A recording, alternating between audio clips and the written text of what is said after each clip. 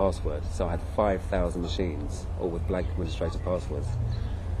What was the question there? How do you search something like that? Oh, right, yeah, that's what I started to realise. This was just too huge a job for one person. Right, I thought, absolutely. It could take me years and years and years. And it did become boring, because most of the time you find nothing. And also my relationship was going down the pan. I'd left my job. I was going down the pan, wasn't eating properly, wasn't washing properly. It was a proper unhealthy obsession. So you were really motivated, though, on a certain level. Yeah, I thought I was doing something that would ultimately be for the benefit of a lot of people. So. Well, I think there are a lot of people out there that would support sort of the right to know on a certain level. Certainly free energy, and if we're sending officers off-world, then what are we doing using things like the space shuttle, the ancient machinery that's blowing up in space? Yeah. And I think what you're saying about hacking to find stuff out, I think I wouldn't advise anyone to do it or anything like that. But there's plenty of times in history where you can only gain freedom by breaking the law. Jesus himself, I remember in the Bible, telling people off where poor people were stealing food off the tables, and they were, cutting their hands off. And he's like, yeah, they're poor, they're starving. Let them steal a little bit. How's it going to? Right. Would you, do you envision a future for yourself? I'd like for this whole thing to be dropped, or at least to be tried in my own country. That's the first thing. That's obviously taking up a lot of my energy at the moment. Beyond that, I'm absolutely fed up with fixing people's computers, and I'd like to follow my singing ambitions, which is where my main passion lies, singing and songwriting. Oh, great. Okay. I'm sick of machinery and technology and fast living and profit and. Okay. So, is there anything else that you'd want to, tell people that kind of about this experience, about where you were at those 2 years? Obviously, it's a few years later. You're kind of older and wiser, but is there a message within what you were doing back then? Kind of, if you can place yourself back then. Always listen to your girlfriend. Okay, I hear that. Very good.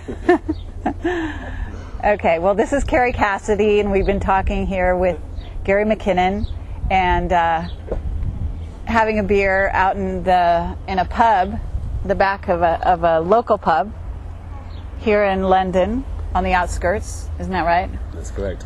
And I do have one other question. I'm wondering, do you think to this day that you've got organizations that are using that kind of administrative blank password, duplicating desktops? Right. Well, I'm not sure, but is it the Government Accounting Office over there, or the General Accounting Office? They put out a report every year appraising federal security and critical national infrastructure.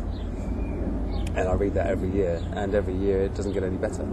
Wow. So I think I'd stake a hefty amount of money that if I went and did that again today, that you could probably do the same thing again. Yeah. So what that actually means is that there could be easily some people out there that are coming across the same things you are. I reckon. Yeah. They're just not getting caught. Yeah. Right. Now, just in terms of the ET situation, did you ever have a sighting yourself, or have you ever, had any interactions with other races, other beings from other planets? No, I saw something once when I was about maybe 11 or 12, I think, and it was just a light in the sky. It was night time, and it wasn't moving in a straight line. It was moving very erratically. It had a general direction. It was moving very erratically side to side. I thought, well, it's not a meteor, it's not a satellite. But I didn't know what it was. It wasn't an aeroplane, the sort of lateral motion was quite fast. Okay. My stepfather had seen some stuff and had dreams about UFOs, and he lived in Falkirk near Bodybridge, and Bodybridge is now quite a hot spot for UFO sightings. Yeah. And he was a sci-fi fan and got me to sci-fi when I was young, so that kind of sowed the seed of this kind of stuff. And also, God, just the thought of meeting beings, you know, from somewhere else. I mean, it'd be better than swimming with dolphins, wouldn't it? Good point. Did you do any investigation of your own governments, or are you at liberty to say? Let me put it this way: our government security is very, very, very, very good. Oh, really? Computer security, yeah. How about that? That's very. But then again, so is the CIA's. I mean, Langham, for instance. Langley. That's very, very, very, very good as well. So but you were able to get into the Pentagon. You were able to get into NSA.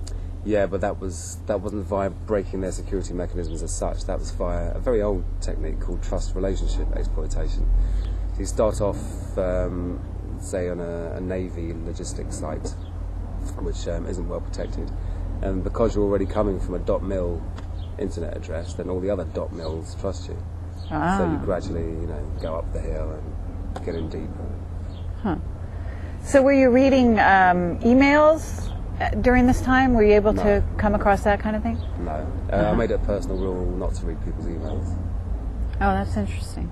I mean, I was looking for documentation, not Sure. communication. And if you once you'd started reading emails, I mean, crikey, what a load of data to sift through. It would just be ridiculous.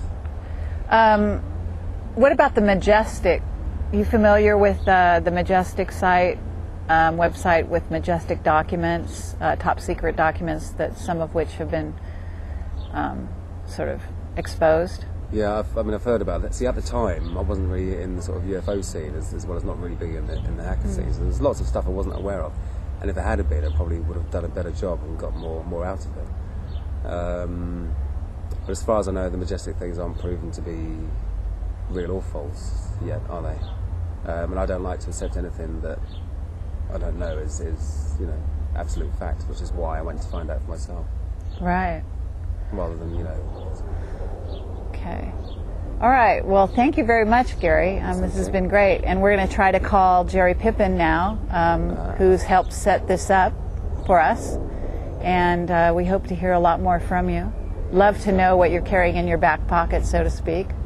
I hope the day will come when disclosure allows you to actually reveal as much as you may have come across. Well, I didn't say I was carrying anything in my back. Absolutely, absolutely. I understand, but you got to understand that, you know, there's always the question, and it's a fascinating subject. All right. Well, thank you very much.